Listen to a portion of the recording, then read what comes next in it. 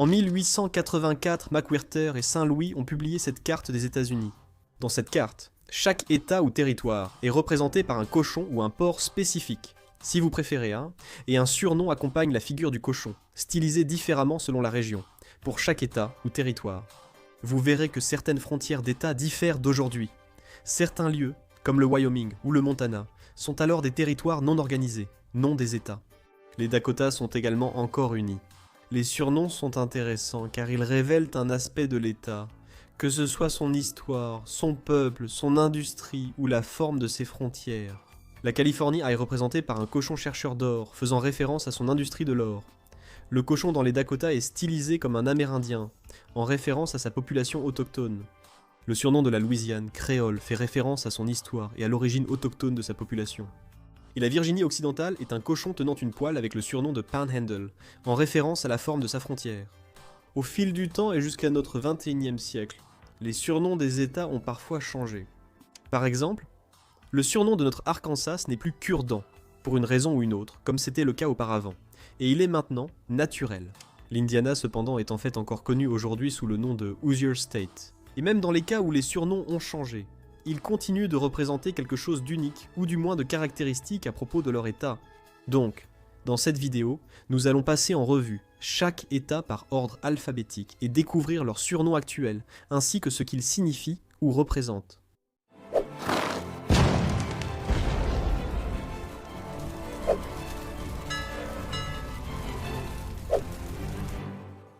À titre de référence, et afin de lui attribuer tout le mérite, j'utilise cette carte stylisée et illustrée fantastique réalisée par Saving Spots, qui est un site web de CashNet USA. Je mettrai un lien vers leur article dans la description de la vidéo. En plus de leur superbe illustration, ils ont aussi classé le surnom de chaque État par couleur selon leur signification. Ceux en orange ont des surnoms qui font référence à l'histoire, en rose aux animaux, en vert à la nature de l'État, en bleu pâle à la géographie de la région, et en bleu foncé à la culture ou à la langue, et en bleu clair au climat ou à la météo, et en jaune aux cultures agricoles spécifiques de cet État. Allons-y un par un pour découvrir pourquoi ils ont ces surnoms et leur signification. D'abord, l'Alabama, qui en a plusieurs, mais le principal est l'État du Bruant jaune. Cela remonte à la guerre de sécession, lorsqu'un jour une compagnie de soldats de l'Alabama a défilé en uniforme orné de morceaux de tissu jaune vif. Pendant un temps, on l'a appelé l'État du coton à partir du milieu des années 1860, puis, avec la diversification agricole, certains l'ont aussi nommé le cœur de Dixie. Le surnom de l'Alaska est assez explicite. C'est la dernière frontière. C'est le plus vaste État des États-Unis, avec encore des territoires inexplorés, représentant la dernière frontière du pays comme le Far West autrefois. C'est la frontière la plus au nord et la plus à l'est, donc le surnom est valable dans les deux cas. L'Arizona est surnommé l'État du Grand Canyon, ce qui est explicite. Il abrite la majeure partie du Grand Canyon, et c'est pourquoi ils ont choisi ce site naturel fantastique pour représenter l'État. Le surnom de l'Arkansas est l'État naturel, en raison de sa géographie, ses montagnes, forêts, rivières et terres agricoles. L'ancien surnom de l'État du couteau d'Arkansas évoque la tradition où les hommes portaient de grands couteaux ou poignards à la ceinture, en plus de leurs armes à feu. Le surnom de la Californie est toujours l'État doré, en raison de sa longue histoire avec la ruée vers l'or, qui a conduit à la colonisation de la région, et a contribué à faire de la Californie ce qu'elle est aujourd'hui. Ensuite, il y a le Colorado, et son surnom est l'État du centenaire. C'est parce que leur accession au statut d'État a eu lieu exactement 100 ans après la signature de la déclaration d'indépendance par les 13 colonies initiales. Le surnom du Connecticut est l'État de la Constitution, et c'est parce qu'ils affirment que les ordres fondamentaux de 1638 et 1639 étaient les premières constitutions jamais écrites. Cela peut prêter à confusion car la Constitution des États-Unis a surtout été rédigée à Philadelphie, en Pennsylvanie. Je dirais qu'ils pourraient peut-être changer le surnom du Connecticut pour éviter cette confusion.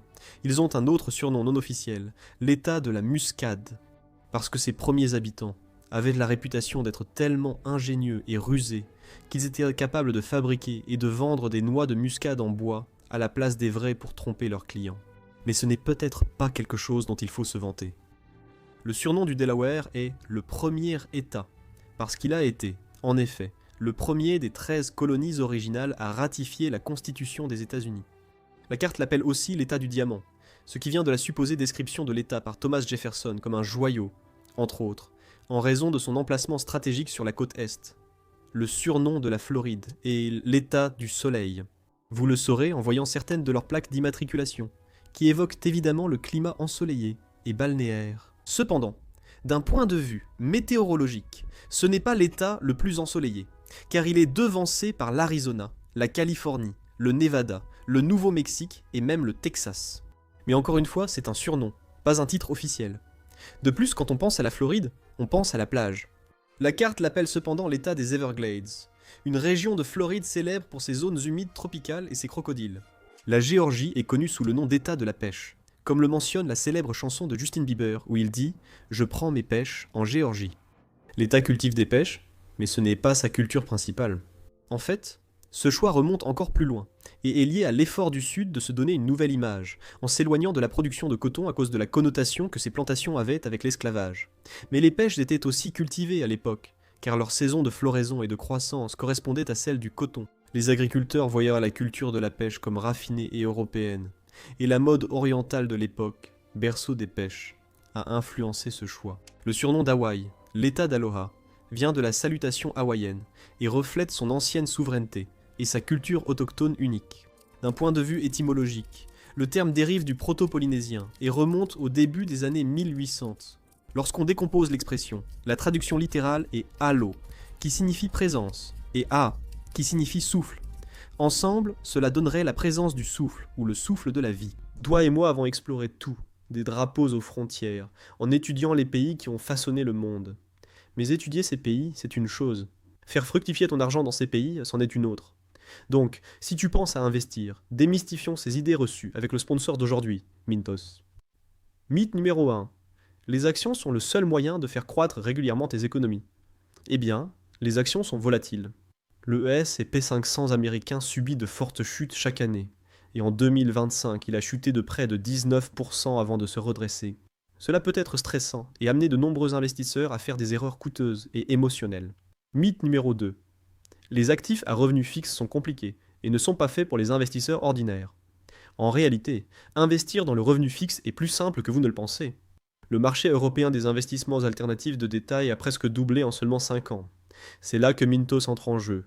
Mintos est une plateforme facile à utiliser qui vous permet d'investir dans des prêts, des obligations et de l'immobilier en seulement quelques clics. L'objectif est simple. Gagner un revenu régulier sans dépendre des hauts et des bas du marché boursier et diversifier votre risque. Les prêts sur Mintos sont offerts un rendement net annuel moyen de 8,8% depuis 2015, ce qui est supérieur à un compte d'épargne. Mintos a été fondé en 2014 et compte plus de 700 000 investisseurs à travers l'Europe, gérant plus de 800 millions d'euros d'actifs pour les investisseurs. Investissez dès 50 € avec une gestion automatisée ou gardez le contrôle total. Pour recevoir un bonus de bienvenue exclusif, scannez le code QR ou cliquez sur le lien dans la description. Maintenant que je me rends compte que je veux gagner de l'argent, mais sans tout le stress, je choisis un revenu fixe. Et toi, commence à investir dès aujourd'hui avec Mintos. Ensuite, l'Idaho, surnommé l'État des pierres précieuses, doit ce nom à ses nombreuses pierres précieuses et minéraux.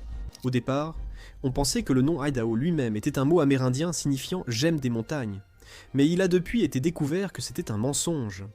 En Illinois, surnommé l'État des prairies, cela s'explique par sa géographie et ses nombreuses prairies, selon le département des ressources naturelles. Ils écrivent que les premiers colons utilisaient déjà ce nom pour la région lorsqu'ils sont arrivés pour la première fois.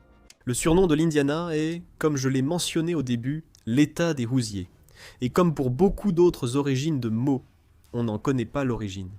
Le bureau historique de l'Indiana a retrouvé sa première utilisation dans les années 1830 dans le poème « Le nid du hoosier », qui désigne les hoosiers comme une entité ou un type de personne. Une théorie affirme que les colons frappaient et demandaient « Qui est là ?», tandis qu'une autre avance que les bateliers de l'Indiana, appelés Ushers, le devaient à leur succès lors de bagarres. La réalité, c'est que nous ne le savons tout simplement pas avec certitude, mais cela a définitivement un lien avec le passé de l'État. Le surnom de l'Iowa est l'État de Hawkeye, selon l'université de l'Iowa, dont l'équipe est également connue sous le nom de Hawkeyes. Le nom vient du personnage héros du roman Le Dernier des Mohicans, de James Fenimore Cooper. Il n'a aucun lien avec l'animal faucon, comme certains le prétendent. Au Kansas, on l'appelle l'État du tournesol à cause des tournesols sauvages qui y poussent. Le Kentucky est appelé l'État du bluegrass, en raison de l'abondance de cette espèce d'herbe verte, et non bleue, qui a été introduite par les colons européens pour le pâturage dans les prés. La Louisiane est surnommée l'État du pélican, en référence à son oiseau emblématique, figurant sur son drapeau avec une fleur de lys, rappel de l'ancien drapeau français du territoire de Louisiane. Le surnom du Maine est l'État du pin en raison de ses forêts de pin blanc. Le Maryland a en fait deux surnoms, l'État de la vieille ligne et l'État libre. Le premier vient du père fondateur George Washington, en référence aux troupes du Maryland durant la guerre d'indépendance. L'État libre date de 1864, après l'abolition de l'esclavage, mais la Pennsylvanie l'avait fait avant. Je pense que les autres États leur prennent souvent leur surnom. Dans le nord-est, le Massachusetts est surnommé l'État de la baie, ou l'ancien État de la baie, en raison de ses nombreuses baies. La baie du Massachusetts, la baie de Buzzard ou la baie de Cape Cod en sont des exemples. Le surnom du Michigan est l'État du carcajou parce que le célèbre personnage des X-Men vient de là-bas. Mais non, c'est en fait à cause des trappeurs de fourrure qui travaillaient là-bas et chassèrent des carcajous pour leur fourrure, ces petits animaux. Certains affirment que le nom provient de la guerre de Toledo en 1835 sur la frontière Michigan-Ohio.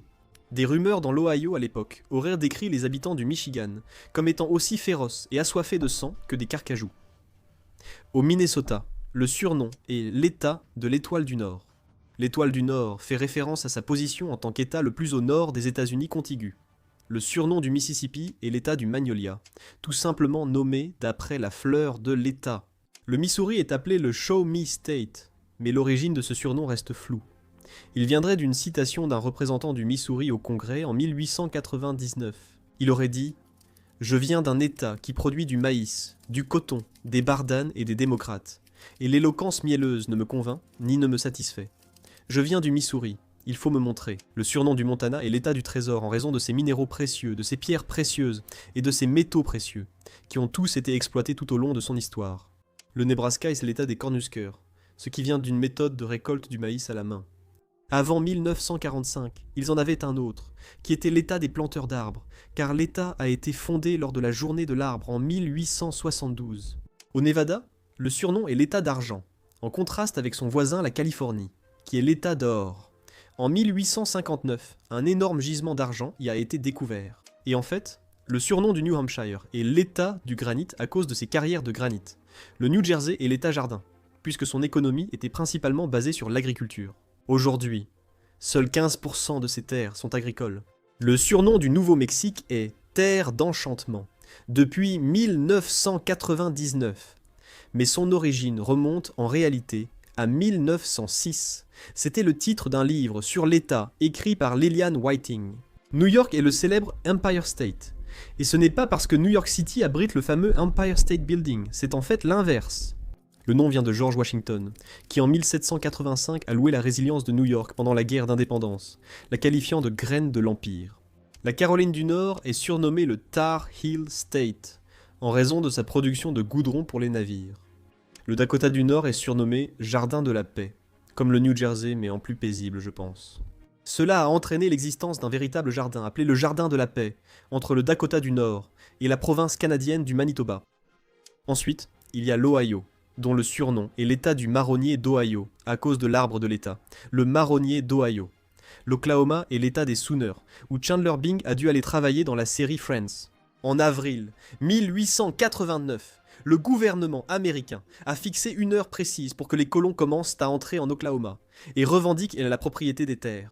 Ceux qu'on appelait les Sooners étaient les colons qui arrivaient sur les terres avant l'heure officielle fixée. L'Oregon porte le surnom d'État du castor, car il vient de l'animal officiel de l'État, le castor américain, très présent dans la région. La Pennsylvanie est surnommée l'État clé de voûte pour sa position géographique, économique et politique au début de la nation. Lorsqu'on construit un pont en pierre, la clé de voûte, en forme de coin, est la dernière pierre posée au centre de l'arche, et la plus importante de la structure. Ainsi, son surnom était une métaphore de son importance au sein de l'Union. Ensuite, il y a Rhode Island, et son surnom est l'État de l'océan, en raison de ses nombreuses plages et de sa proximité avec l'océan Atlantique. La Caroline du Sud est appelée l'État du palmetto, en référence au palmier nain, qui est courant, et qui figure également sur son drapeau d'État. Le surnom du Dakota du Sud est l'État du mont Rushmore, en référence au fait que le monument du mont Rushmore s'y trouve. Le Tennessee est surnommé l'État des volontaires, car en 1812, lors de la guerre contre le Royaume-Uni, il a envoyé 1500 soldats volontaires.